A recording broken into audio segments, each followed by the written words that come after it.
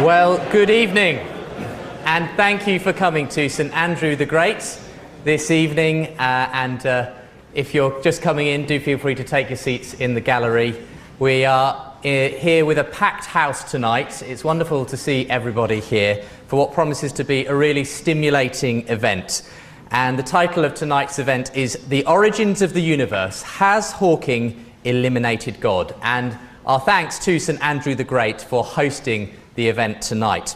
My name is Justin Brierley. I'm the chairperson for the event tonight. I run a faith discussion programme on Premier Christian Radio, who, along with Damaris and UCCF, are sponsoring the Reasonable Faith Tour.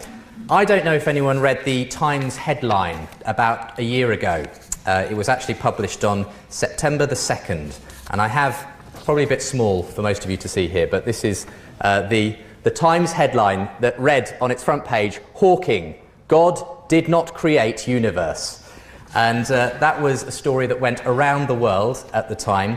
It was published on the eve of the publication of Stephen Hawking's best-selling book, his most recent book, The Grand Design. And so it's essentially suggested that contemporary physics has eliminated God as a cause of the universe. Well, is that the case? Tonight we'll hear why one, even two people think that it ain't necessarily so. Later in the evening, we're going to be joined in conversation by a Cambridge physicist by background, but he's been ordained for a long time as well, the Reverend Dr. Rodney Holder. But our main speaker this evening is a philosopher by background. He currently holds the position of Research Professor of Philosophy at Talbot School of Theology in California. He's the author of over 30 books and over 150 peer-reviewed academic articles. He regularly engages in high-profile debates with leading atheists around the world, and he's speaking tonight, as I said earlier, on the origins of the universe. Has Hawking eliminated God? Please welcome Professor William Lane Craig.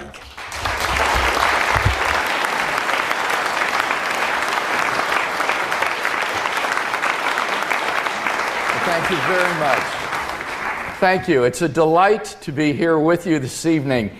Cambridge is a sort of scholar's heaven on earth, I think, and whenever we've had the opportunity to spend time here in Cambridge on research leave or even simply visiting, my wife Jan and I have so enjoyed being in this city and at this university in Cambridge. So it's a delight to be back with you again this evening and then tomorrow for the debate at the Cambridge Union. Quantum physics, the very term is enough to send a chill up your spine and to send the theologians ducking into foxholes. Stephen Hawking is the quantum king of popular culture. His brief history of time has sold 9 million copies. The New York Times has called Hawking the most revered scientist since Einstein.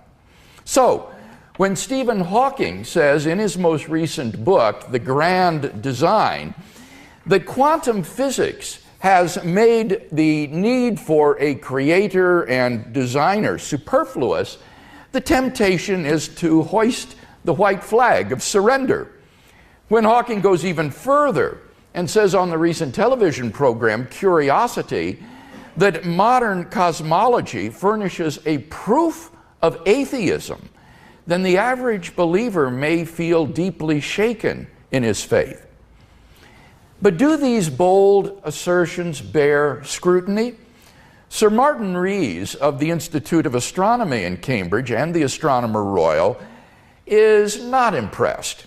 In an interview in The Independent of September of last year, he said candidly, and I quote, "Stephen Hawking is a remarkable person whom I've known for 40 years. And for that reason, any oracular statement he makes gets exaggerated publicity. I know Stephen Hawking well enough to know that he has read very little philosophy and even less theology, and so I don't think we should attach any weight to his views on this topic." This very morning, I had the extraordinary opportunity of meeting Professor Rees on the train from London to Cambridge. And we spoke briefly about the conference this evening, and he underscored what he had said a year ago and his skepticism about Hawking's claims. Well, tonight I propose that we take a closer look at what Hawking has to say about God's role in the creation of the universe and see if his claims bear scrutiny. Hawking and Mlodinow opened their book, The Grand Design, with a series of profound questions. What is the nature of reality? Where did this all come from? Did the universe need a creator?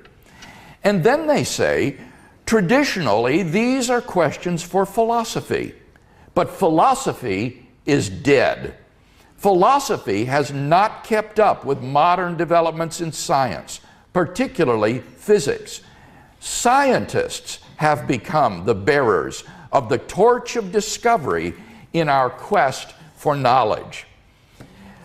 Now, as a professional philosopher, I could only roll my eyes at the audacity of such a statement. Two scientists who have, to all appearances, little acquaintance with philosophy are prepared to pronounce an entire discipline dead and to insult their faculty colleagues in philosophy at Caltech and Cambridge University, many of whom, like Michael Redhead and D.H. Mellor, are eminent philosophers of science, for supposedly failing to keep up.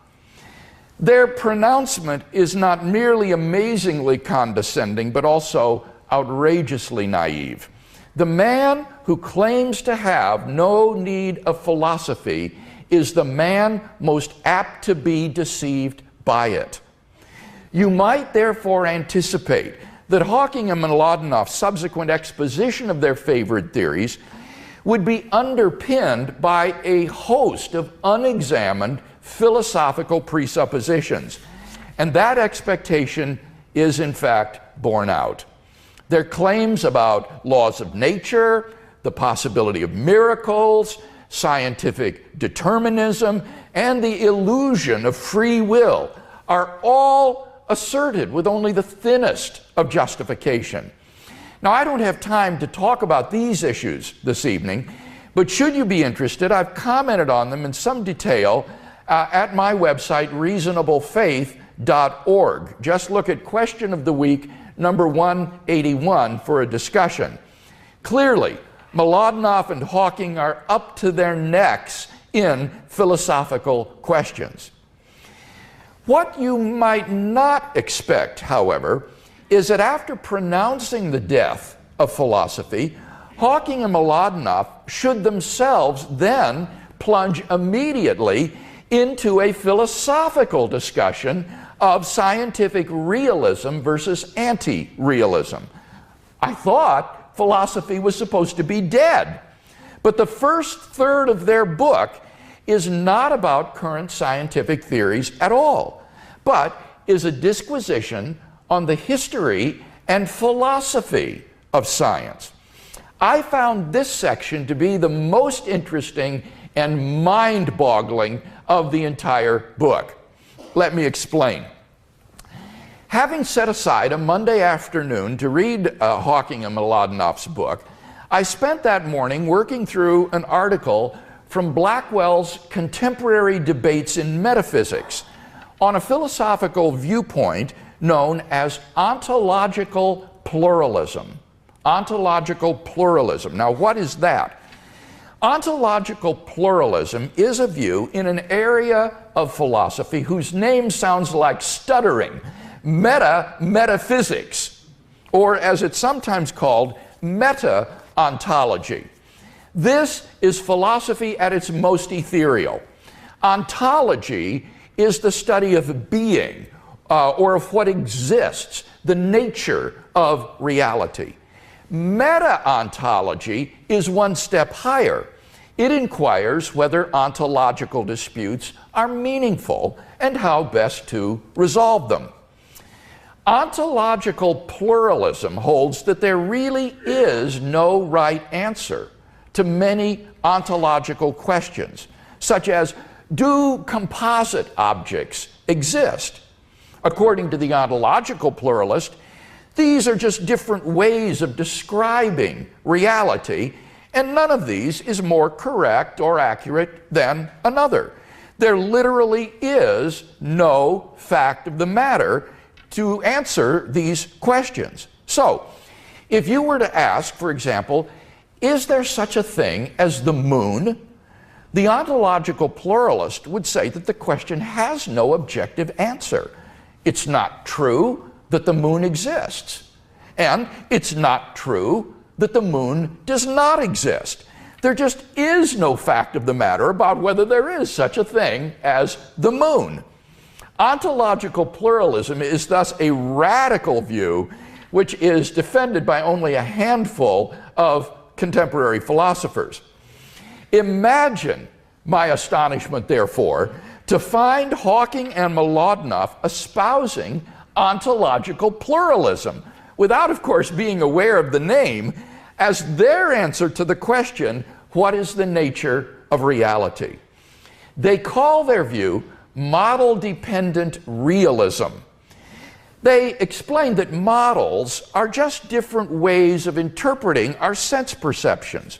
On their view, there is no objective reality out there to which our models of the world more or less accurately correspond. Mlodinow and Hawking are thus, in fact, extreme anti-realists. For example, contrasting young Earth creationism and the Big Bang Theory, Hawking and Mlodinow claim that while the Big Bang Theory is, quote, more useful, nevertheless, neither model can be said to be more real than the other. Now think of it. This great champion of modern cosmology thinks that the Big Bang model is no more real or accurate than the creation of the world 6,000 years ago. Now you can't help wonder, but what sort of argument would justify adopting so radical a view? All that Mlodinow and Hawking have to offer is the fact that if we were, say, inhabitants of a virtual reality controlled by alien beings, then there would be no way for us to tell that we were in the simulated world, and so we would have no reason to doubt its reality. The trouble with this sort of argument is that it doesn't exclude that there are, in this case, two competing models of the world. One, the aliens' model, and the other, our model, and one of the models is real, and the other one is illusory, even if we can't tell which is which. Moreover, the fact that our observations are model-dependent doesn't imply that we cannot have knowledge of the way the world is, much less that there is no way the world is.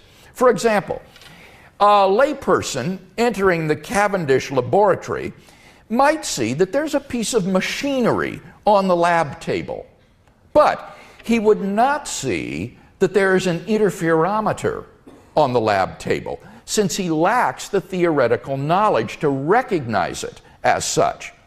A caveman entering the laboratory wouldn't even see that there's a piece of machinery on the table, since he lacks the concept of a machine. But that does nothing to undermine the objective truth of the lab technician's observation that there is an interferometer on the table.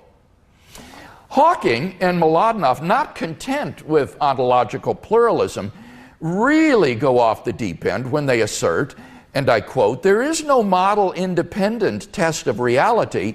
It follows that a well-constructed model creates a reality of its own," end quote. Now this is an assertion of ontological relativity, the view that reality itself is different for persons having different models. If you're Fred Hoyle, then the universe really has existed eternally in a steady state. But if you're Roger Penrose, then the universe really did begin with a Big Bang. If you're the ancient physician Galen, blood really does not circulate through the human body. But if you're William Harvey, who discovered circulation, it really does. Now, such a view seems crazy and is made so only more so by Hawking and Mlodinoff's claim that the model itself somehow creates its respective reality.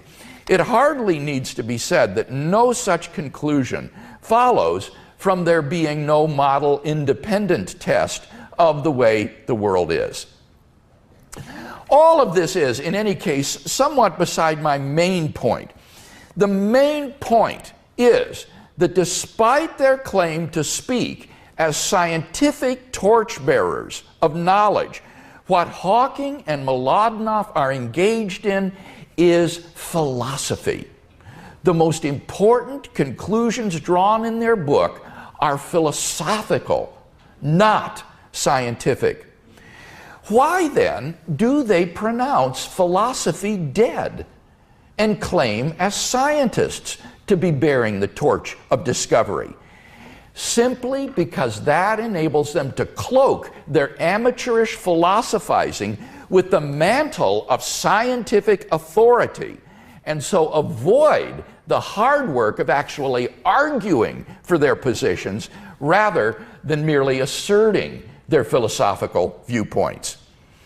For that reason, I am frankly not terribly impressed when scientists begin to pronounce on questions of philosophy and theology.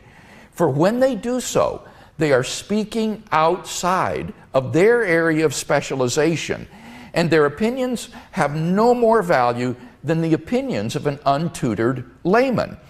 Indeed, they are untutored laymen when it comes to these questions, for scientists typically lack any training in philosophy and theology.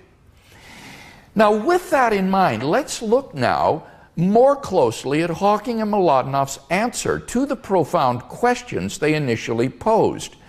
Where did the universe come from? Did the universe need a creator? Why does something exist rather than nothing? Their answer to these questions involves an appeal to the no-boundary model of the origin of the universe, which was popularized by Hawking in his best-selling book, A Brief History of Time. Our authors in The Grand Design simply expound the model without adducing any evidence for it or mentioning any of the many alternative models to it. Nor do they respond to the criticism that the so-called imaginary time featured in the model is physically unintelligible and therefore merely a mathematical trick useful for avoiding the cosmological singularity which appears in classical theories at the beginning of the universe. Still, their exposition is not without interest with regard to the beginning of the universe. For example, they write on pages 134 to 5, the realization that time can behave like another dimension of space means one can get rid of the problem of time having a beginning, in a similar way in which we got rid of the edge of the world. Suppose the beginning of the universe was like the South Pole of the Earth, with degrees of latitude playing the role of time. As one moves north, the circles of constant latitude representing the size of the universe would expand. The universe would start as a point at the South Pole, but the South Pole is much like any other point. To ask what happened before the beginning of the universe would become a meaningless question because there is nothing south of the South Pole. In this picture, space-time has no boundary. The same laws of nature hold at the South Pole as in other places, end quote. This passage is fascinating because it represents a rather different interpretation of the model than we had in A Brief History of Time. Let me explain. In his model, Hawking employs imaginary numbers like the square root of -1 for the time variable in his equations in order to get rid of the initial cosmological singularity, which is the boundary of space-time in the standard Big Bang model. The initial segment of space-time, instead of terminating in a point like a cone, is rounded off, rather like a badminton shuttlecock. The south pole of this rounded off surface is like any other point on that surface. Hence, the idea that there is no boundary. Since imaginary time behaves like a dimension of space, Hawking interpreted his no boundary universe to just be. But in the grand design, the South Pole is interpreted to represent the beginning point to both time and the universe. Despite the fact that imaginary time behaves like another spatial dimension, Hawking allows the circles of latitude to play the role of time, which has a beginning point at the South Pole. When Hawking speaks of the problem of time having a beginning, what he means, and I quote, is the age-old objection to the universe having a beginning, an objection which his model removes. So, what is that age-old objection? That objection, he says, is the question, what happened before the beginning of the universe? Now, Hawking is right that this question is meaningless on his model. But what he fails to mention is that the question is equally meaningless on the standard Big Bang model, since there is nothing prior to the initial cosmological singularity. On either model, the universe has an absolute temporal beginning. So the question isn't what was there before the beginning of the universe. Rather, the real question is, why did the universe begin to exist? Why is there something rather than nothing? Hawking and Mlodinow advocate what they call a top-down approach to this question. The idea here is to begin with our presently observed universe, characterized by the standard model of particle physics, and then calculate, given the no-boundary condition, the probability of the various histories allowed by quantum physics to reach our present state. The most probable history represents the history of our observable universe. Hawking and Mlodinow claim that in this view, the universe appeared spontaneously from nothing. And by spontaneously, they appear to mean without a cause. But how does that follow from the model? The top-down approach calculates the probability of our observable universe given the no-boundary condition. The top-down approach doesn't calculate the probability that the no-boundary condition should exist in the first place. It just takes it for granted. Now, such a condition is not metaphysically or physically necessary. If the universe came into being uncaused, from nothing, it could have any sort of conceivable spatio-temporal configuration. For nothingness or non-being has no properties, no constraints, is governed by no physical laws. Physics only begins at the South Pole in the no-boundary model.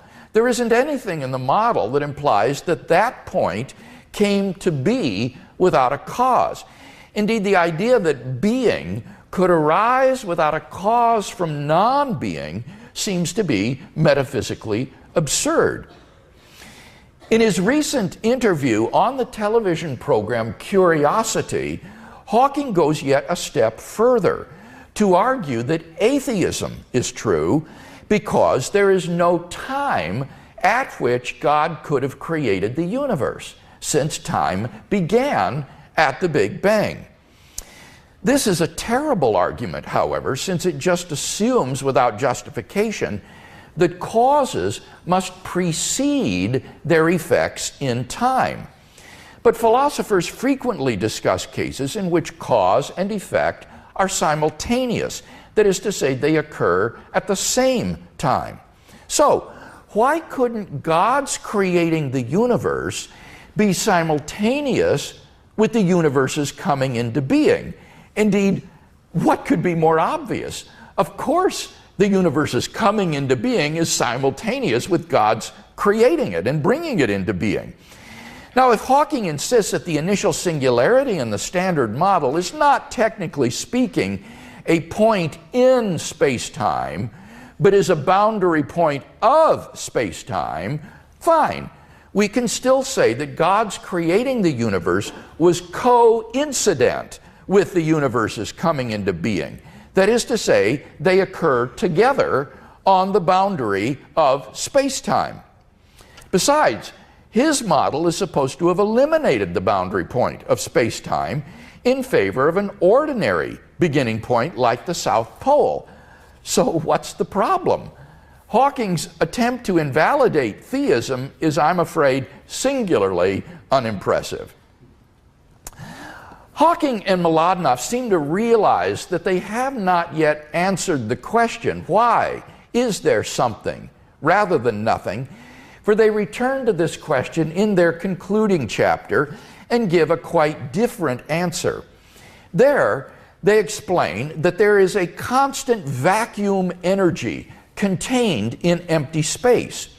And if the universe's positive energy associated with matter is evenly balanced by the negative energy associated with gravitation, then the universe can come spontaneously into being as a fluctuation of the energy in the vacuum, which by a clever sleight of hand, they say, we may as well call zero. Now, this seems to be a very different account of the universe's origin, for it presupposes the reality of space and the energy in it. So it's puzzling when Mlodinow and Hawking conclude, and I quote, because there is a law like gravity, the universe can and will create itself from nothing in the manner described in chapter 6. Here, it's said that the nothingness spoken of in chapter 6 is not really nothingness after all, but is space filled with vacuum energy. But space filled with vacuum energy is hardly nothing, and certainly doesn't exist prior to the South Pole in the model. All this goes to reinforce the conviction that the no-boundary approach only describes the evolution of our universe from its origin at the South Pole to its present state, but is silent as to why the universe came to exist in the first place. What this implies is that Hawking hasn't even begun to address the question, why is there something rather than nothing? For nothing, in his vocabulary, does not have the traditional meaning of non-being, but rather means the quantum vacuum. Hawking and Mlodinow's equivocal use of terms is painfully evident in their interview with the American television host Larry King on his program. Here is how it went. Hawking, gravity and quantum theory cause universes to be created spontaneously out of nothing. Larry King, who created the nothing? Where did the nothing come from? Mlodinow, according to quantum theory, there is no such thing as nothingness. Now, in this ridiculous exchange, Hawking is using nothing to refer to the quantum vacuum, while Mlodinow is using it to mean non-being. And they avoid the tough question, why is there something rather than nothing, only by equivocating on the use of their terminology. In conclusion, then, despite Hawking and Mlodinow's constant sniping at religious belief throughout their book, I think there is actually genuine profit in it for religious believers, especially for those interested in natural theology. For the authors affirm and argue for an absolute beginning of time and the universe, which points ineluctably to a transcendent cause beyond the universe. Given the desperation and/or irrelevancy of their proffered answers to the profound questions that motivated their inquiry, their book thus turns out to be quite supportive of the existence of a creator of the cosmos.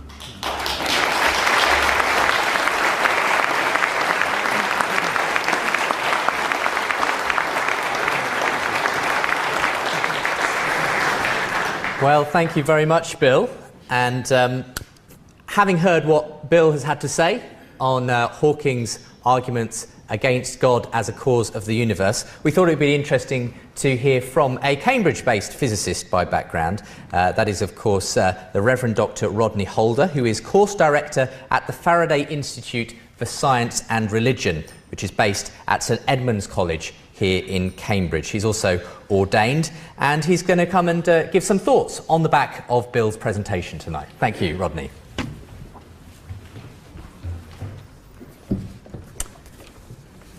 Well, thank you very much, Justin, and it's a great pleasure to be able to respond to Bill. I'm extremely grateful for the opportunity to do so.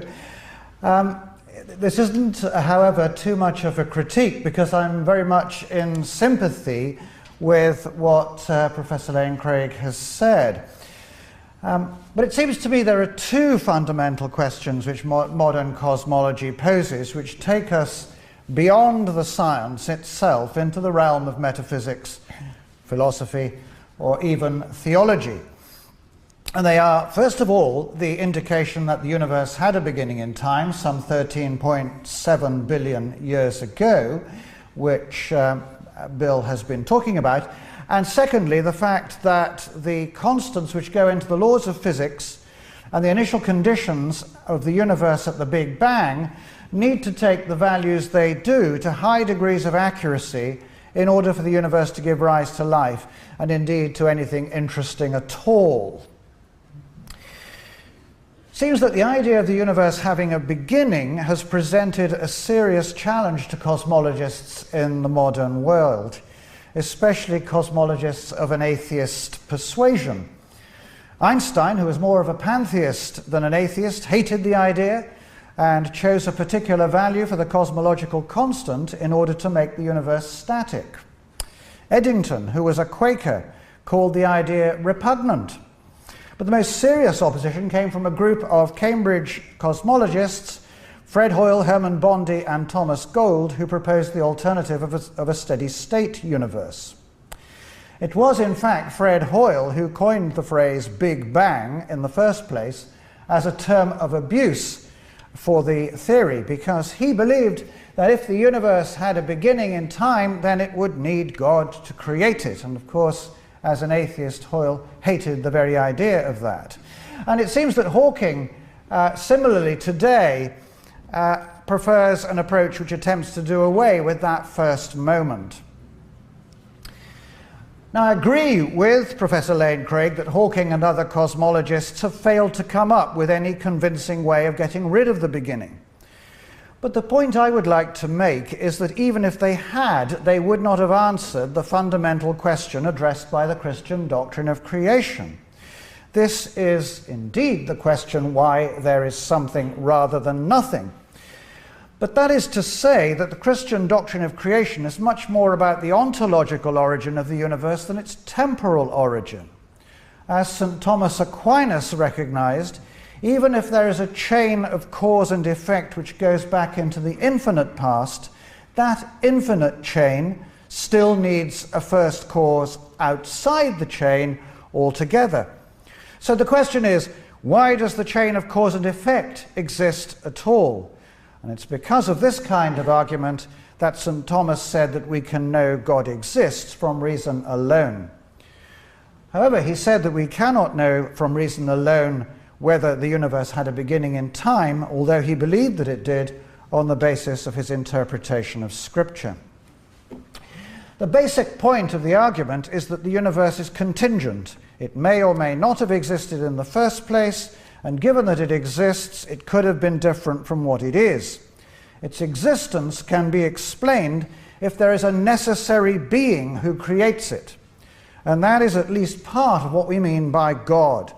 To say that God is necessary means that he cannot not exist. He must exist and is eternally existent. And God, so understood, explains the existence of everything else.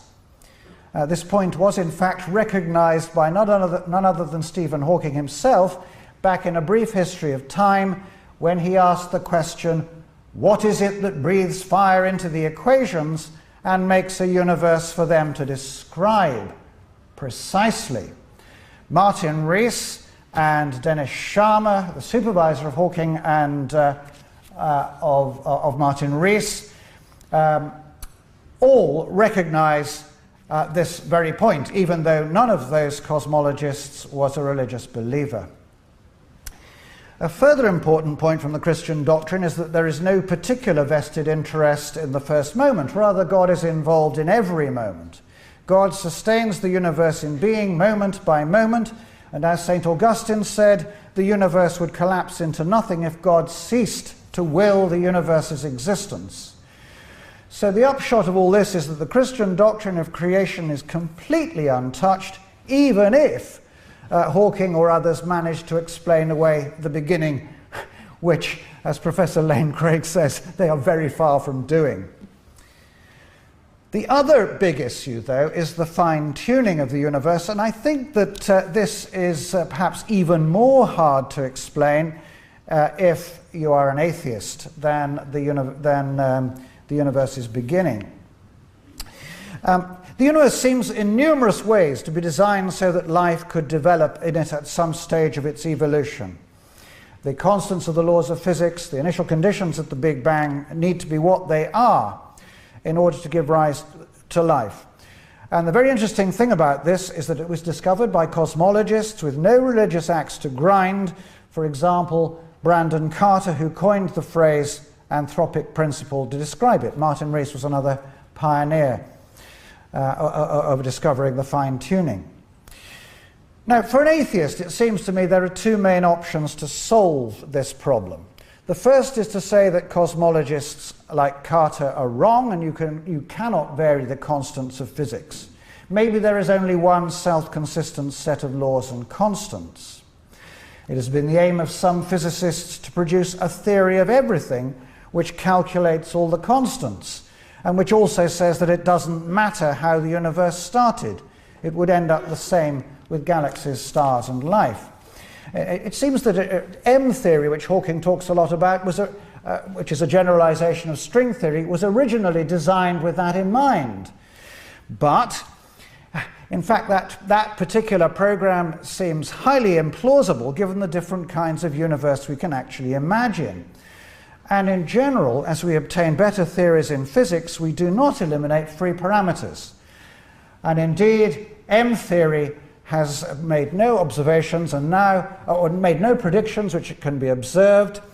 And the turn in cosmology, including from Hawking, is towards a multiverse version of string theory, stroke M theory. So it seems to me that this multiverse idea is one you are virtually driven to if you are an atheist. And Hawking certainly goes for it. But the idea is fraught with problems. First, the physics of multiverses is highly speculative.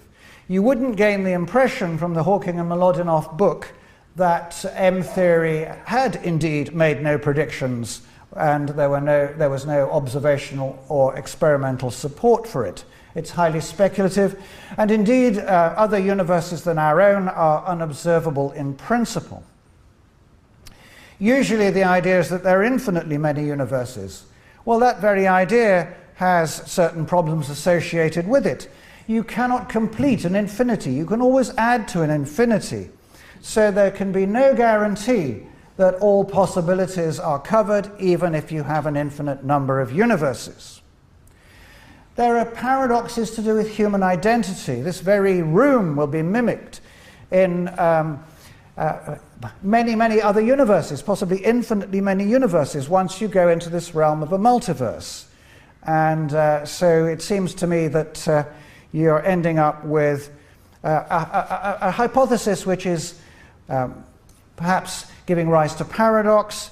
It's not a simple hypothesis, and scientists usually choose the simplest of competing hypotheses to explain any phenomenon. According to the principle of Occam's razor, one should not multiply entities unnecessarily, and the multiverse idea does that to the most extravagant degree.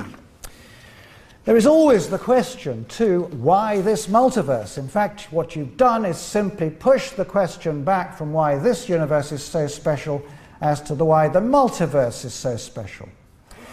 There's a potential lack of predictability if we're in a multiverse, because there are far more disordered universes than ordered ones. And so why doesn't everything collapse into chaos within the next second or two?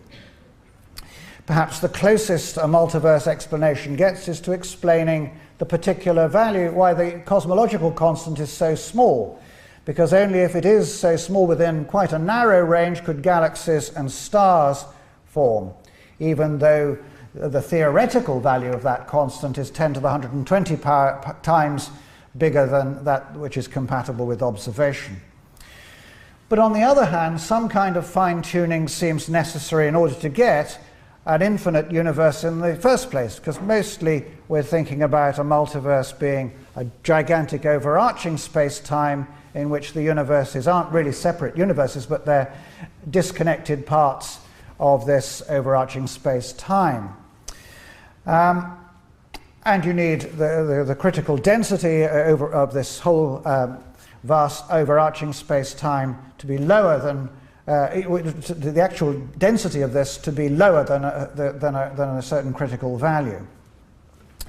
Well, there's a big problem about the way the universe started, how highly ordered it was back at the beginning. There's a very strong argument of Roger Penrose to do with that. And yet, what we would expect if we were in a multiverse would be not to be in a universe which is as ordered and structured to this day, out as far as we can see to the furthest galaxy, but merely to exist in a solar system which is just about ordered enough for us to exist, but that surrounded by chaos. That seems a certain incompatibility with the idea of multiverses, the idea that we are in a highly ordered universe.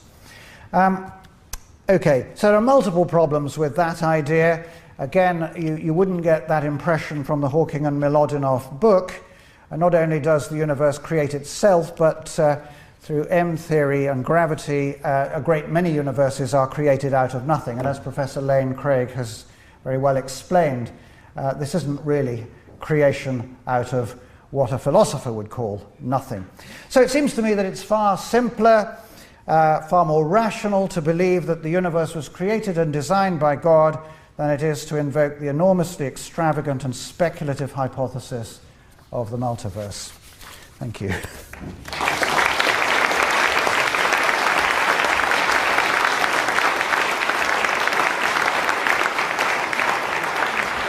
Thank you very much, Rodney. Well, as we've got just a moment's time, I thought it might be interesting, Bill, just for a couple of minutes response to Rodney, if that's possible.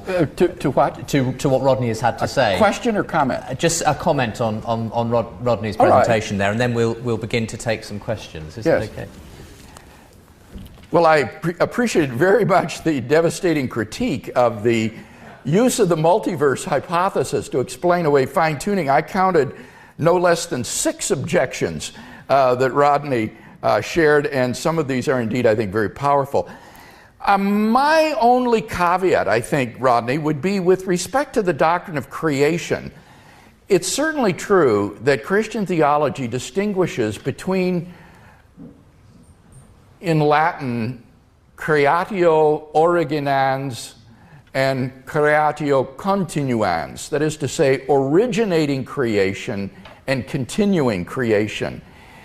And I think that it's important that we not give up or compromise the emphasis on creatio originans, originating creation.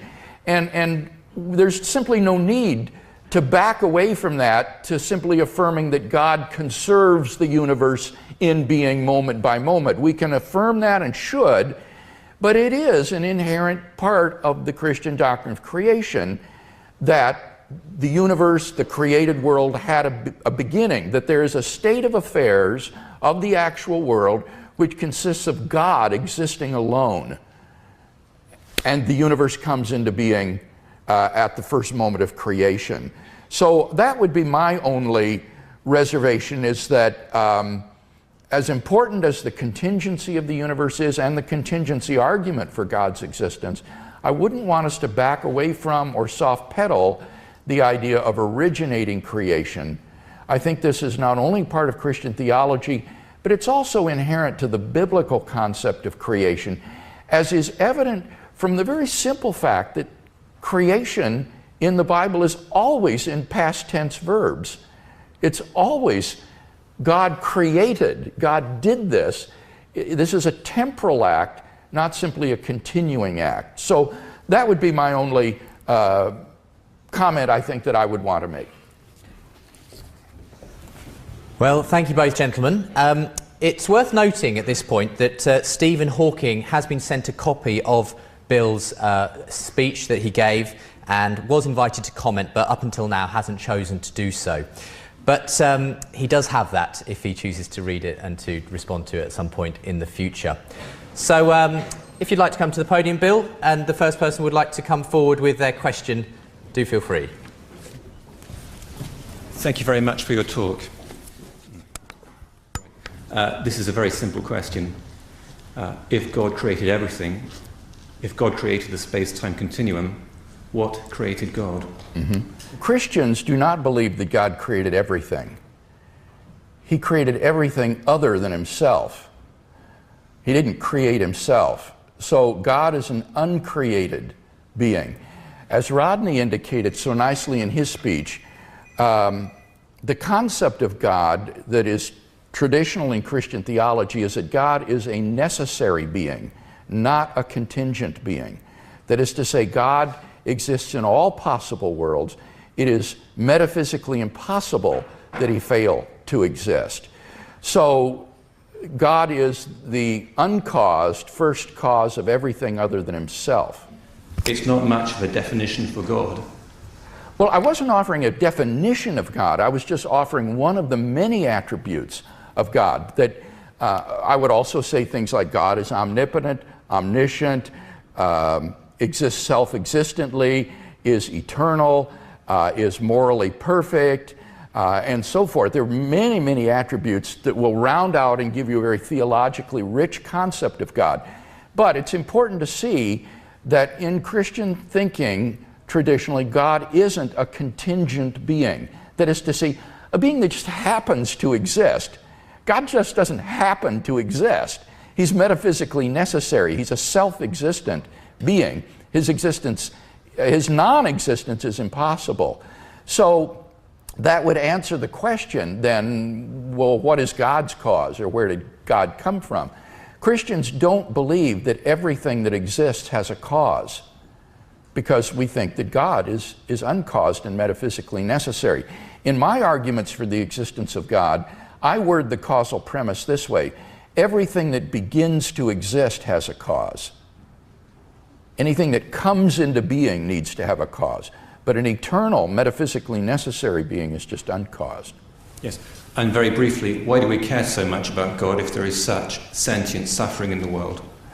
Well, that is the $64,000 question, isn't it? The problem of evil and suffering in the world. And what I could say now would be, unfortunately, very soundbite-ish and inadequate. But basically, what I would say is this, that while that is a tremendous emotional obstacle to believing in God, perhaps the most important emotional obstacle, when I think about it hard philosophically, it's very, very difficult to mount an argument against God's existence based on the suffering in the world. The atheist has to show that it's either impossible or highly improbable that God has morally sufficient reasons for permitting the suffering in the world. And we're simply not in a position to make those kind of judgments with any sort of confidence. God's morally sufficient reasons for permitting some incident of suffering in your life might not emerge until centuries later, maybe in another country, so that you would have no hope of being able to see what his morally sufficient reason is for permitting this to enter your life. So it's simply impossible for us to make with any kind of confidence these sort of probability judgments when some incident of suffering occurs that God probably lacks a morally sufficient reason for allowing that. That's sheer speculation. And if I might just say, philosophers who are non-believers recognize this in other contexts. For example, one ethical theory that you often hear is called utilitarianism, one version of which says that we should take those actions that will bring about the greatest happiness for the greatest number of people.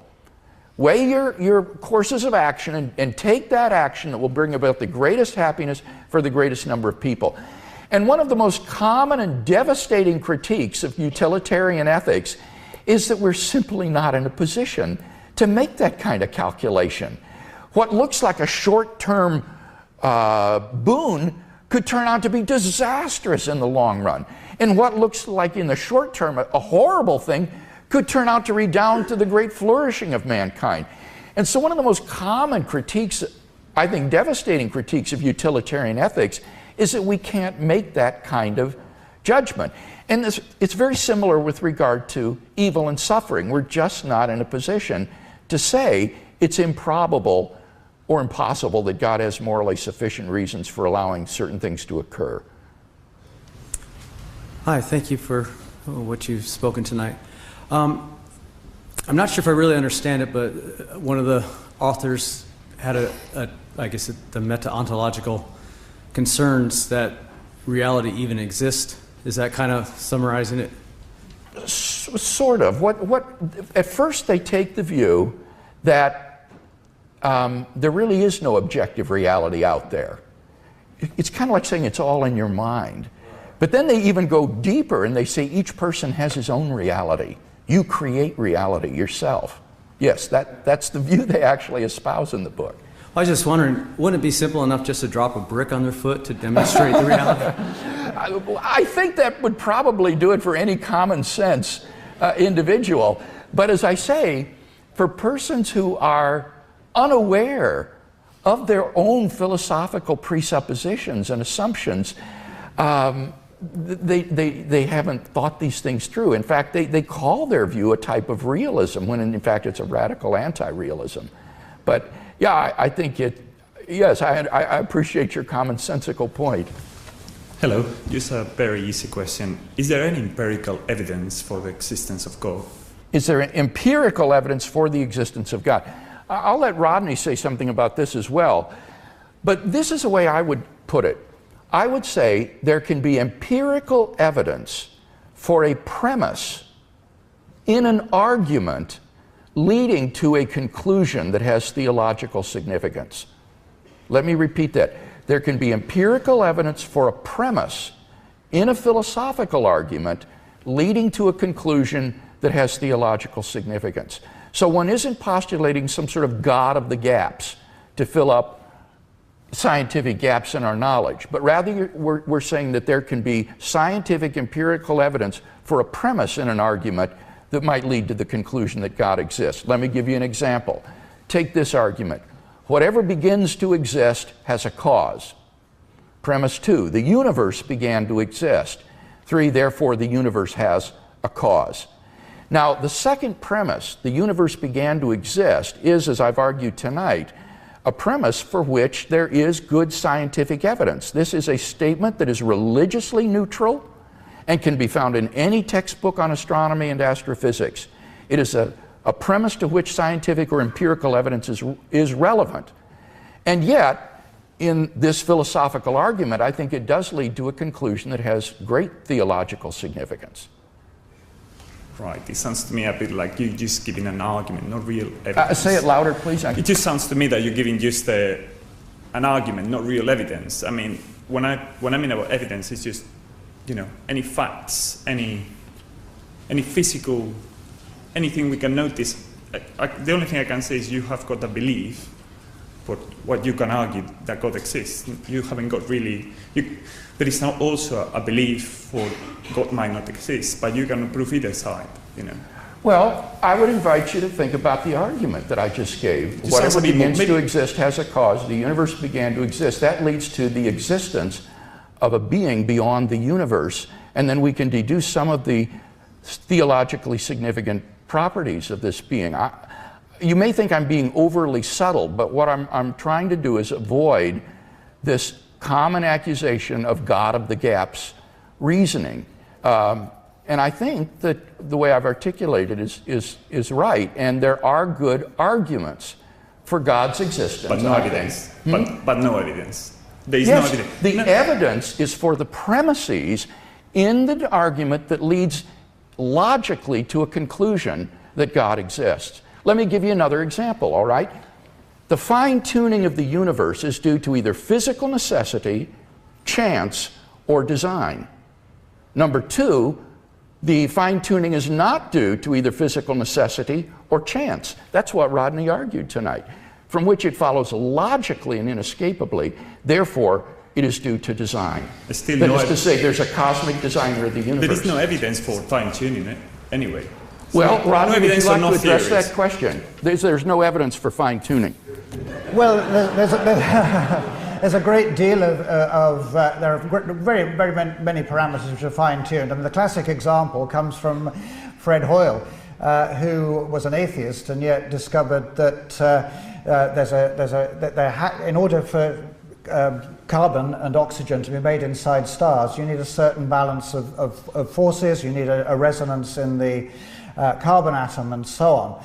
And he was moved to, this atheist was moved to talk about a super intellect behind physics and behind the universe, essentially. There are no blind forces worth speaking about in nature. And there are multiple examples of that kind. Now, what I would say, I would agree with Professor Lane Craig, I think you're construing a very narrow meaning for evidence. The kind of evidence you find in the lab. Okay. Well, what we're talking about is a comparison not of different scientific hypotheses here, but different metaphysical hypotheses. So we're asking a meta question here. We're not asking, what are the laws of nature and what do they describe and what predictions can we make of them? We're asking, why are the laws of nature the way they are? But that goes into a metaphysical argument of the kind that Professor Lane Craig was describing. But there are plenty of other kinds of evidence for the belief that we have as Christians. There's the evidence from religious experience. There's the evidence that we are in a universe that has moral. What is religious experience? Sorry, what is religious experience? Well, it's a very widely and commonly shared. That people experience a numinous presence. That, of course, all these things need to be unpacked, and you need to go into the alternatives. Is it psychological? Isn't that supernatural evidence? Is it? Yeah. Is it? Yeah. Most of the kinds of experiences, in terms of religious experience that people have,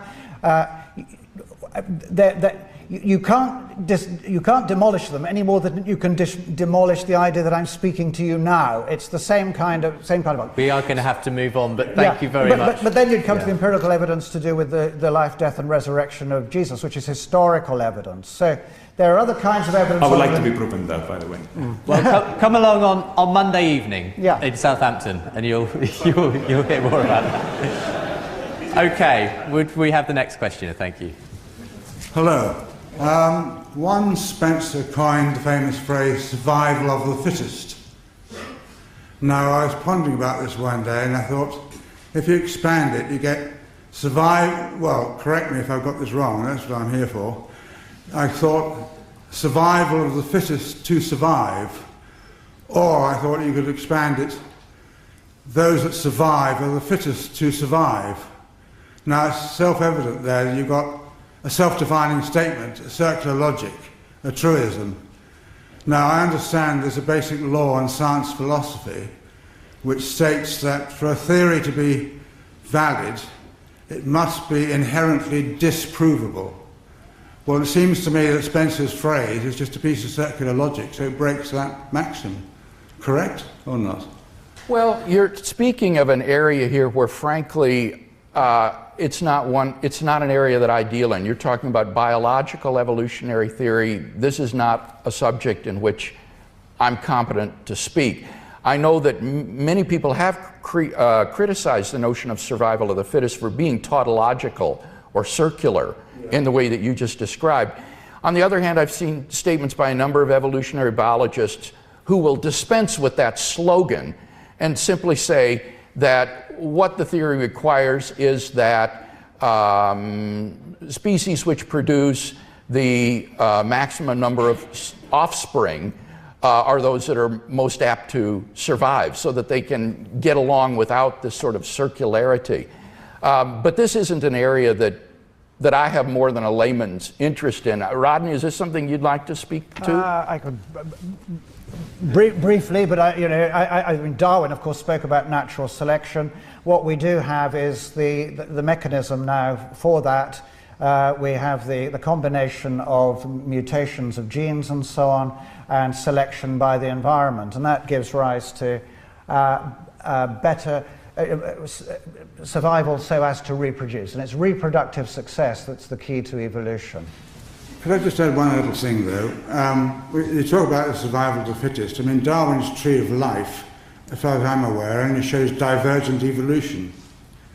Now, isn't correct in I think you could forget the phrase. It was Herbert Spencer's phrase, not Darwin's, although I think he incorporated it into later editions of The Origin, but it was not his phrase originally. Neither, in fact, was he only used the word evolved once in the book, and that was the last word of the book. So, I mean, you can get into a lot of misunderstanding about evolution by picking up these phrases, I think. We will move on to our next question, but thank you very much. We'll have the next person at the microphone now.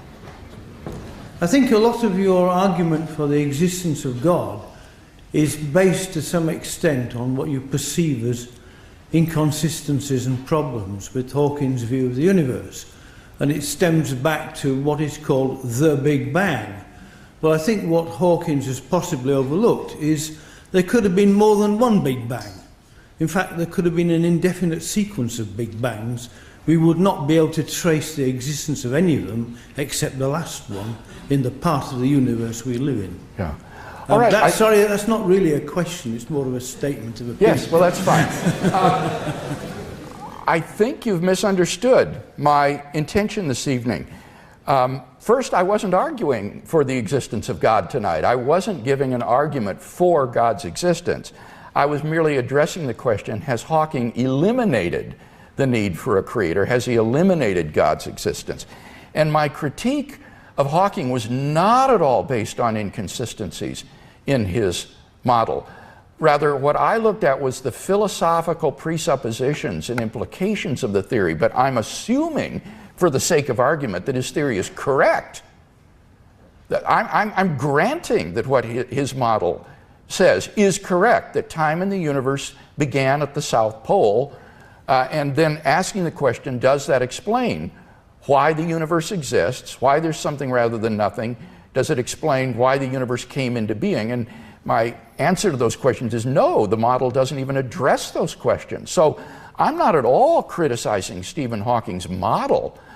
My bone to pick with him are the philosophical implications and assumptions that he makes, whereby he tries to use the model to eliminate theism. I think if this model is true, it fairly cries out for theism, because it does posit an absolute beginning of the universe, not an infinite cycle of universes prior to this, but an absolute beginning of time in the universe. So whether the model is correct is for the physicists to decide, but I'm assuming, for the sake of argument tonight, that it is correct, and simply arguing that it, far from eliminating the need for a creator, it fairly impels us to it. Well, it seems that the possibility of multiple Big Bangs is easier to believe in than multiverses. Than multiverse? Yeah, because... Well, of course, yeah, the question of believability, we have to be very careful here. If you look at the article that I wrote with physicist James Sinclair in the Blackwell Companion for Natural Theology on the cosmological argument for God's existence. My colleague James Sinclair does a very nice survey of contemporary cosmology and all the competing alternatives to the Hawking model that is mentioned in this book. And what he shows is that these cyclical models face all kinds of difficulties that make them impossible to extrapolate to past infinity. Even given these sort of cyclical models, they can't be extrapolated to an eternal past. And in fact, one of the problems with them is precisely the fine-tuning. In order to go through an infinite series of cycles to arrive at today would require infinitely precise fine-tuning of the universe to exhibit that kind of a behavior. So it would fairly throw you into the fine-tuning argument of Rodney Holder. Did you want to comment at all on that anymore? Again, just briefly, yes, I mean, that is a problem. The initial entropy of the universe is a problem because this universe started off highly ordered. If you have a big crunch, there's an asymmetry because you go to a highly disordered universe. So your next bounce is highly disordered, even if you've got a finite universe which is expanding and contracting anyway, rather than an infinite one. So all kinds of problems associated with the cyclic universe model in that form, at any rate. Thank you very, very much for the question. Very interesting. Our next questioner, please. Thank you. Hi. As you said, like earlier, if God is benevolent and omnipotent, then why, in your utilitarian model, why must a few suffer? Why are we in that position to begin with? Why what to begin with? So, as you say, like, my understanding of utilitarianism is, say, there's two tracks, and we must diverge the train onto the track which the fewer must suffer.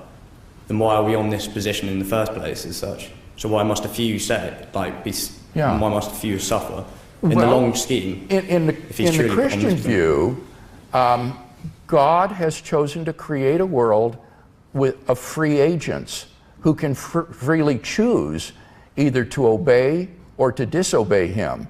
And evil ultimately enters into the universe God has made through the free choices of creatures. And free will is a good thing. That's a good thing to have, but it involves the inherent possibility that these creatures may not do good, they may not act in conformity with God's will, but may freely turn away from it, and that brings evil into the world. But surely that's contrary to the fact that he's benevolent, if he's knowingly letting us suffer. Yeah, I don't think it is contrary to the fact of being benevolent, because he wants to have free creatures who are genuine moral agents rather than robots and puppets. It would be an exercise in futility for God to make a puppet world where there's no freedom, and then to say to these creatures, do you love me? And then pull the strings and they say, yes, God, we love you.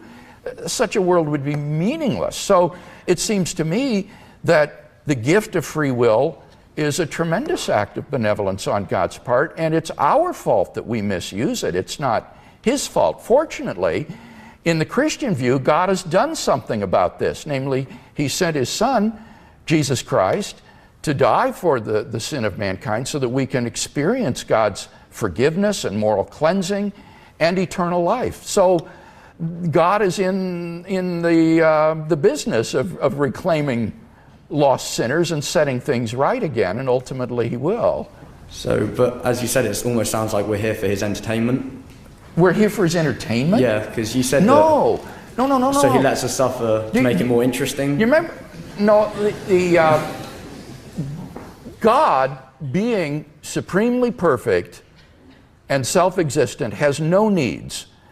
We shouldn't think of God, as one British journalist said, as a sort of chap.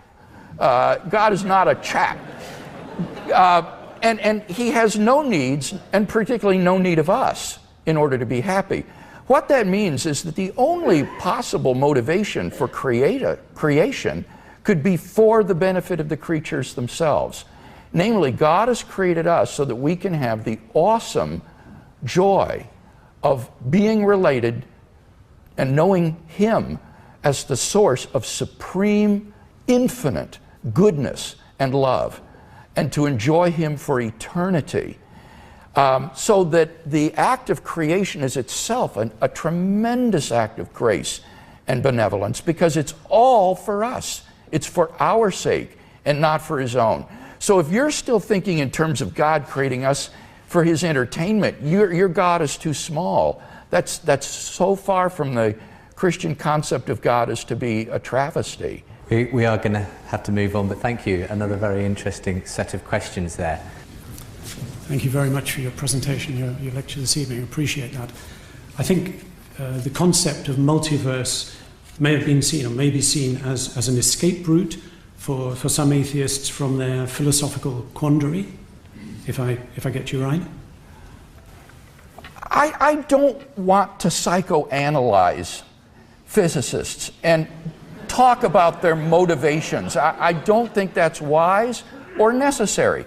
I think these theories can be weighed by the evidence and judged accordingly, and we can prescind from psychoanalyzing the motivations that might lie behind their formulators. So I don't make a judgment like that. Point taken.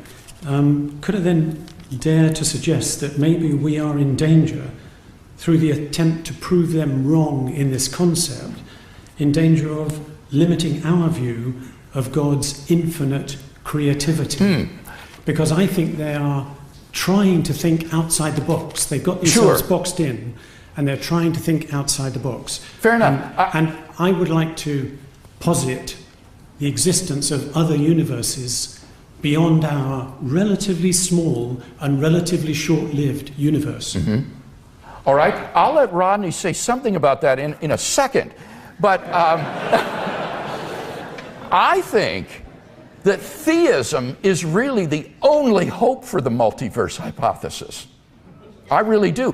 Look at Rodney's criticisms of the multiverse hypothesis. For example, these problems of predictability that Roger Penrose talks about, or why this multiverse, it needs to be fine-tuning of the multiverse producing mechanism.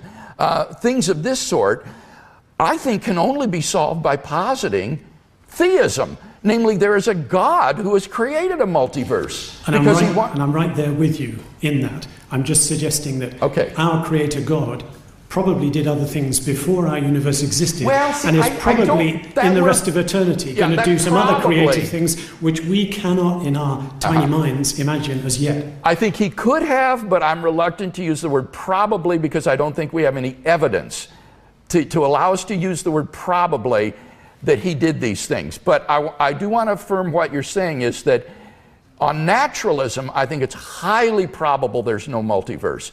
But if theism is true, then I think you've got to be open to the multiverse hypothesis in a new way. And I'd like to hear what Rodney has to say about that.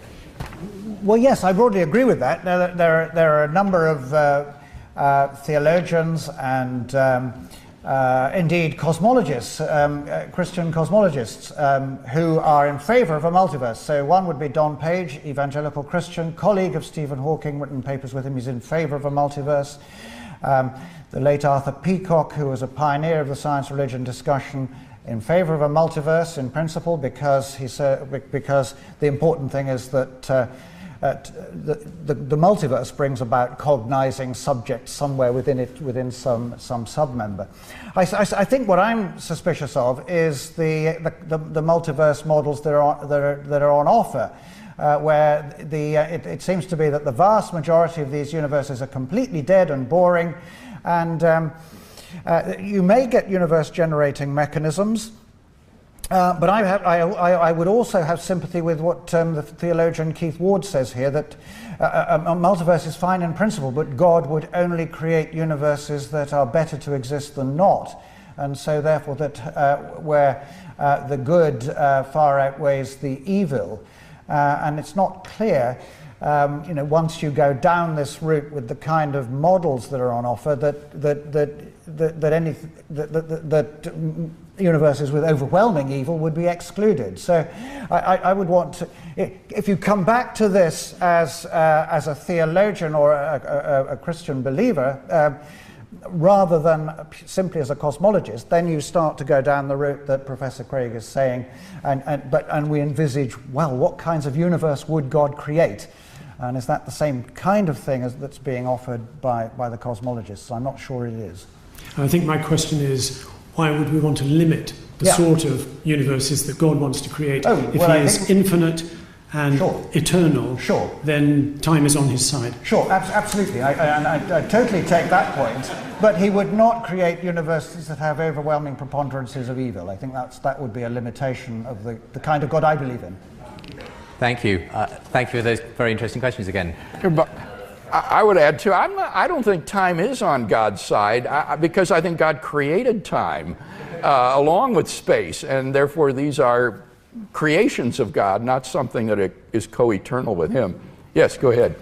Good evening. I want to ask a question about the repeated and somewhat surreptitious movement that's been made tonight between the deistic and the theistic. And I'd like to do that with reference to the quotation that's been thrown around, something from nothing. I'll start, it's two parts. The first part is on the something. You mentioned that we have the creation of life, and life is possible in a universe. But how come life is supposedly created and so bountiful that it can only exist on Earth, one small hamlet of the universe, and then only on parts of the Earth? Most of the Earth, of course, is climatically inhospitable. So how comes it? The second part is with reference to the nothing.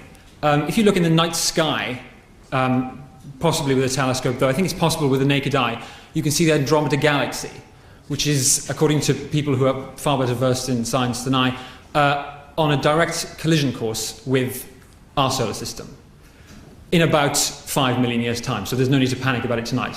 But when that does get here, there's an awful lot of nothingness coming. So the second part of that question is that part of a design?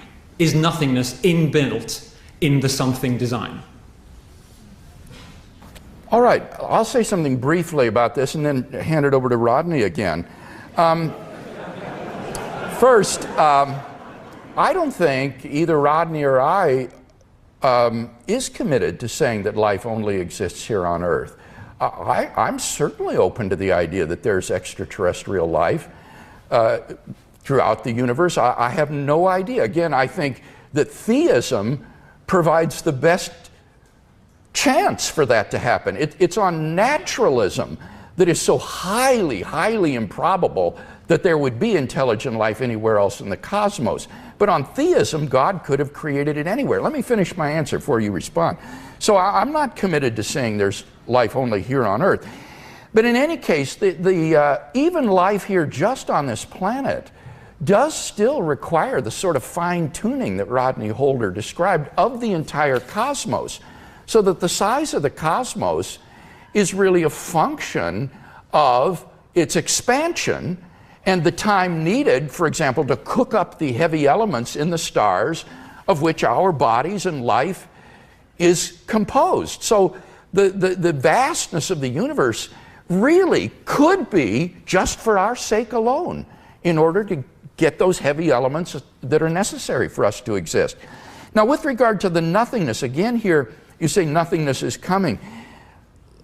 When I'm using the word nothing, I'm using this in the proper philosophical sense of non-being, not like empty space or vacuum or something of that sort. So I don't think we should talk about nothingness is coming unless you mean that we're going to cease to exist, and I think that is a prediction of physics. What has happened in recent years is that the theological field called eschatology, which is the study of the end times, the last things, eschatology has now become a field of physics. Cosmology or cosmogony studies the origin of the universe. Physical eschatology studies the ultimate fate of the universe. And what physical eschatology says is the universe is on its way toward thermodynamic destruction, that all life, light, and heat will dissipate and disappear, and ultimately the universe will bring about the extinction of all humanity. It underlines, I think, the futility of existence if there is no God. The picture painted by naturalism is very, very grim. But physical eschatology concerns what will happen in the future if God does not intervene to change things first. Cosmogony is historical science. It describes what has actually happened. Eschatology is merely projections based upon current laws and conditions. But if God were to intervene, then in fact the thermodynamic destruction of the universe never will take place. And as Christians, we believe that in fact God will bring about the end of this universe, not thermodynamic extinction, and that he will do so while there is still life on this planet. On what authority do you claim that? On the authority of Jesus of Nazareth. I'd like to refer you then to the first point you made about the possibility that you're quite open to their... Well, let me just add one thing. One might say, well, why believe what Jesus of Nazareth said? And I would say on the basis of, as Rodney indicated, his resurrection from the dead. My theological doctorate at the University of Munich was done on the resurrection narratives of the New Testament. And I think we have very good historical grounds for believing that this event really happened, and that therefore God has revealed to us his plan for the future of the universe, and has given us a basis for hoping and thinking that it will not lead ultimately to human extinction. There was a great deal of extrapolation in that last point. First of all, you can predict what's going to happen on the basis of one book, and if I could just, what I was about to say about aliens is that you say that there could be extraterrestrial life. Yeah. Again, what do you base that on? If you can base something, i.e. if you can base God intervening to stop the end of the universe on a book. Yeah. Now, I haven't read the entire Bible, but there's not that many mentionings of extraterrestrial life. Again, where do you get this from? If you get it... Well, I get it from the power of God. If he can create life on this planet, I assume he could do it elsewhere. But I don't believe that there is extraterrestrial life. You asked, I said, I don't exclude it. You said, do you think, are you saying there's only life here on Earth? No, I'm not asserting that. I'm open. I'm saying I'm open-minded. Isn't this wonderful? You know, as a Christian, you see, I can be open-minded about all these issues because I've got an omnipotent God who could do these things if he wants. And so the only way to tell is to look at the evidence and see if he's done it. And as yet, of course, as you know, we don't have any evidence of extraterrestrial life, but I'm completely open to our finding it. Let me ask Rodney if he has anything to say about that. Well, no, to be honest, I'm not sure I do have much to add to that, because I think we really are singing from the same hymn sheet here. You mentioned the size of the universe, which is necessary for us to come into existence, for life anywhere in the universe to come into existence. The size and age of the universe need to be what they are. That's one of the fine tunings. And then this whole question of eschatology, on a cosmic timescale, it will be tens of billions of years before the final heat death of the universe. Like Professor Lane Craig, I base my belief on the resurrection of Jesus Christ, for which there is powerful evidence of the testimony of witnesses.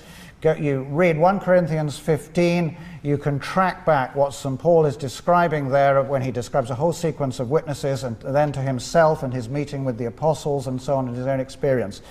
I think that's immensely powerful, and you say you've got the empty tomb, the appearances, the fact that the women were the first on the scene, the first witnesses, which is simply something you wouldn't invent in the first century, because, sad to say, women were not deemed reliable in court and so on. So I base what God is going to do with the universe on the resurrection of Jesus Christ and his appearances. I'm sure you want to come back, but we are going to have to move to another question. Go ahead. Just firstly, I'd like to say thank you. I teach RE, and it's very rare that I get the opportunity to speak to someone who we actually refer to in lessons. All the philosophers and theologians tend to be dead, so... I'm very pleased. I'd just like to just share a couple of observations and just ask your thoughts on if I'm on the right tracks and whether there's anything you've noticed with these. Just reading from the book, it says... what page? Well, this is the paperback, but it's 226. I don't know if it's the I last have the chapter. it's different pagination. Sorry, the Stephen Hawking, yeah. And he says, how can a whole universe be created from nothing? That is why there must be a law like gravity. And I was struck by the phrase, there must be, because that kind of, to me, makes me think of necessity. Yes. And it seems almost like Hawking has replaced Aquinas' necessary being with gravity, or gravity is the necessary being, it must be. And when I began thinking about that, I thought, well, if you think about what gravity does, it holds everything together, it is there in every single atom, in the whole of the universe, it's almost omnipresent, and it creates the universe, according to Hawking. I was struck by how that almost seems like a spiritual answer that he's giving, that actually, although he's not using the word God, he's replaced it with gravity, it's almost a spiritual answer, it's almost a kind of form of pantheism. I just wondered whether that was something, whether I'm on the right lines or whether I'm making this up. Yeah, I think you're reading between the lines there, quite honestly. For Hawking, gravity is a purely physical force. It has finite power. It comes into being at the beginning of the universe at the South Pole on his model. It's a physical entity. But I think what you're right in saying that it does kind of serve in a way as a God surrogate, in that he's trying to explain why is there something rather than nothing, and his answer is that given quantum physics and gravity, this explains why there's something rather than nothing. And the point I think that we need to say is, no, it doesn't. As I've tried to show tonight, it doesn't serve that successful role as a God surrogate at all. So in that sense, I think that's right, but I wouldn't spiritualize it from his point of view.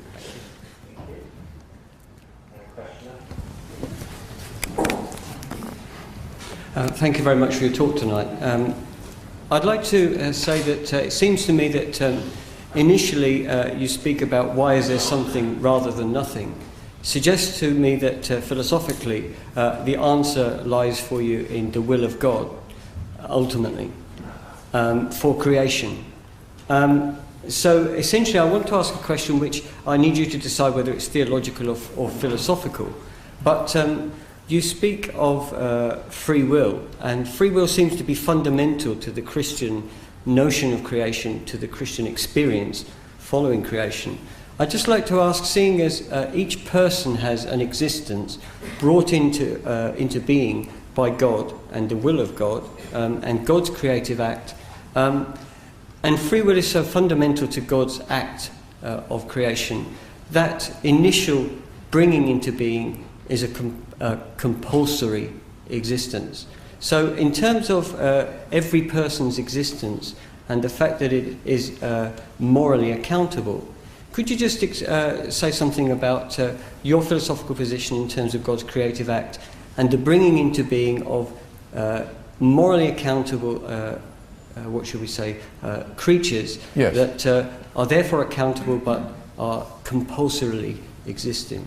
All right, let me try to address that. First, the way in which we have tried to answer the question, why is there something rather than nothing, is not by an appeal to God's will. Rather, the appeal is to God himself as a metaphysically necessary being. The reason that there is something rather than nothing is because there is a metaphysically necessary being whose non-existence is impossible, a being who exists in all possible worlds. So the word something here doesn't mean just the universe. The reason the universe exists, yes, is because of the will of God, but the reason anything exists is because there is a metaphysically necessary being, which is God himself. And then you're quite right. In Christian theology, creation is a freely willed choice of God. He did not have to create. He was under no compulsion or obligation to create. Creation is a free act of God. He brought the universe into being without any material cause. Now, you're also, I think, right in saying that we didn't ask to be created. And in that sense, we do find ourselves thrust into existence. There is that sort of compulsion, as you put it. I didn't ask to be born. I just find myself here. And this is a profound philosophical question that many philosophers have struggled with. Why do I exist? And the answer, I think, is quite right, that God has created me. He has decided that I should exist and has put me into existence. And so I do find myself, in a sense, thrust into being. Here I am now. What am I going to do with my life? And as you also indicated, God has created you as a moral agent. That is to say, you have the freedom to make morally significant choices in a way that mere animals do not. And therefore, you are morally accountable to God as a holy and just creator for the way you choose to live your life. And the sad news is that all of us have failed to live up to His holy and moral standards. We have in various ways said or thought or done things that are evil, that are contrary to God's will. And as a result, we find ourselves in need of His grace and forgiveness and moral reformation in our lives.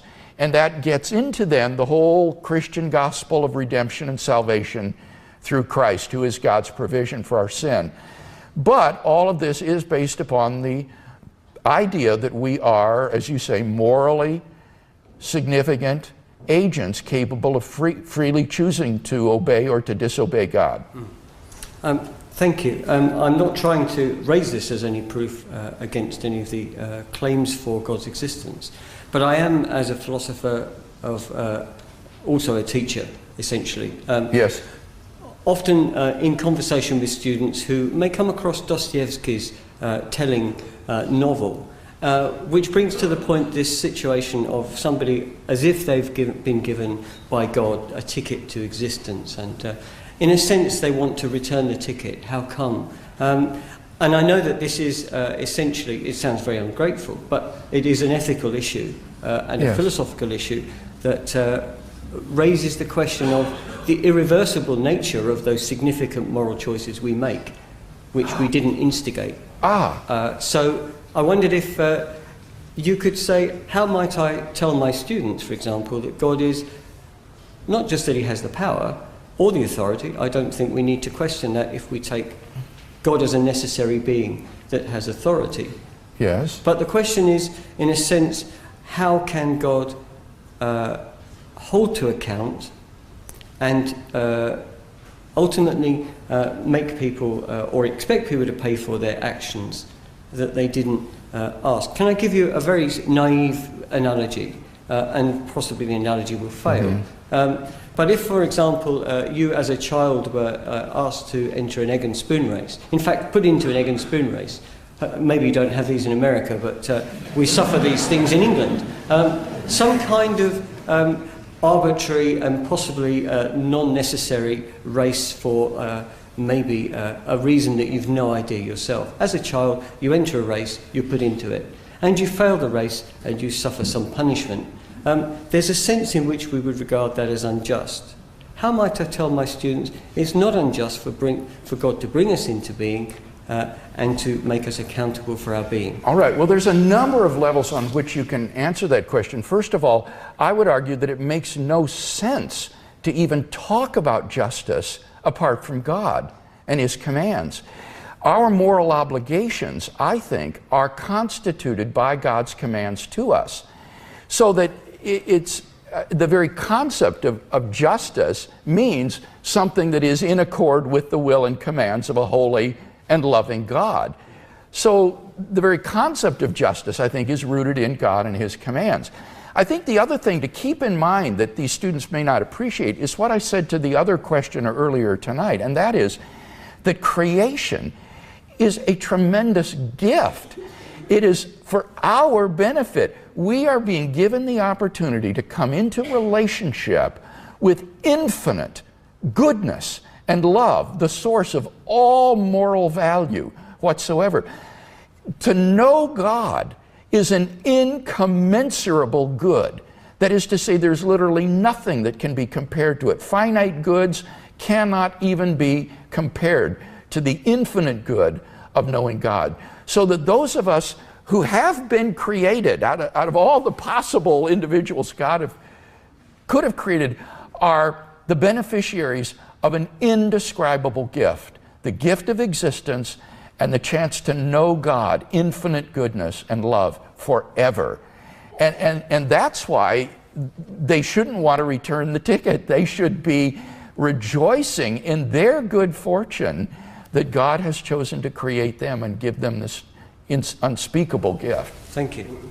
Could I just ask one brief thing? I understand that you're not, in giving me that answer for my students, speaking of divine command theory, in the sense that we're not saying God's justice or God's moral sort of framework is basically because of God's command, because of his power. Could you Not because clarify? of his power, but I am a divine command theorist. Very briefly, I would say that good and evil are determined by God himself. God is the paradigm of good. He is kind, loving, fair, impartial, compassionate, and so forth. So that God himself is the paradigm of goodness. And then this goodness is expressed toward us in the form of divine commandments, which constitute our moral duties. And these commandments are not arbitrary, they are expressions of his own moral character. And therefore, God is not capricious in any way. Rather, his commandments reflect his own perfect goodness. So I am a divine command theorist, but not a voluntarist. I don't think he just makes up moral values. They reflect his essential properties. I appreciate your answer. Thank you. Thank you very much. And our final questioner, I think, and we should be able to finish by 9:30 with this final question. Okay. Thank you, gentlemen. Good evening. Good evening. It's a wonderful talk that you gave this evening. My question is, to quote a proverb, the heart of the problem is the heart of man. Isn't it true that we're so quick to question God when we see suffering and when we see evil in the world, but yet why don't we stop to think of our taste buds when we bite into an apple? Why don't we stop to think about the freedom that we have? Why don't we stop to think about the clothing that we wear and the warmth that we have and air conditioning and all the wonderful things that we have? Why are we so quick to look at the glass being half empty, like, God, you're so terrible up there? Isn't it something to do with our hearts? I think you're right, Ralph. I think the atheist kind of tries to put the theist in a no-win position. Namely, when things are going badly, people say, where is God? Look how rotten and bad things are. When things are going great, then people say, well, I don't need God. I can get along quite fine without him. And so, you know, here in the indulgent Western world of Europe and North America, people do just fine in our comfy, cushy lives. And rather than give thanks to God and praise him for this, they just sort of get along happily without him. And it's really in Africa, Latin America, Asia, and countries that have experienced terrible war, poverty, famine, that the growth rates of Christianity are most dramatic. So I think you're onto something there. We fail to have grateful hearts many times and become self-indulgent rather than giving praise and glory to God for the good things he's given us. Yes, I know for myself that I can go through an entire day and have people be very nice to me, very polite, and it takes one person just to blindside me, and it will ruin my whole day. I'll forget about the 25 people who were good to me, and I'll just focus on that one person. It just destroys my whole attitude. Yeah, and that's a misbalanced set of priorities. Yes, you have to be ready for those yes. moments. Well, thank you very much.